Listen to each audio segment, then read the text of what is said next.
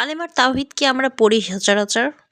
যারা আমরা পড়ি না তারাও যেন একবার হলেও পড়ে যায়। কালেমার তাওহীদ কিন্তু অনেক গুরুত্বপূর্ণ একটা কালেমা। কালেমা না পড়লে আমরা মুসলমান হই না। এমনকি এটা কিন্তু আমাদের রেগুলার পড়া দরকার। না হলে কিন্তু আমাদের ইমানের দুর্বলতা হয়। ৬ কালমা আমাদের রেগুলার পড়া উচিত। আর যদি রেগুলার না পড়েন তাহলে বিশেষ, বিশেষ কালেমাগুলো পড়বেন। ঠিক আছে? তাহলে কালেমার তাওহীদটা আজকে আমরা একটু পড়ি। কালেমার তাওহীদ পড়ে দোয়া করলে দোয়া কবুল হয়। আল্লাহর অনেক গুণবাচক নাম, একত্ববাদের নাম, আল্লাহ যে এক অদ্বিতীয় সেটা এখানে ফুটে উঠেছে। এটার অর্থের মধ্যে সকল কিছু রয়েছে। চলুন আমরা একবার কালেমার তাওহীদটা পড়ি।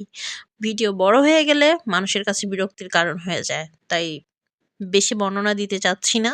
কালেমার তাওহীদটা পড়ে নেই। চলুন।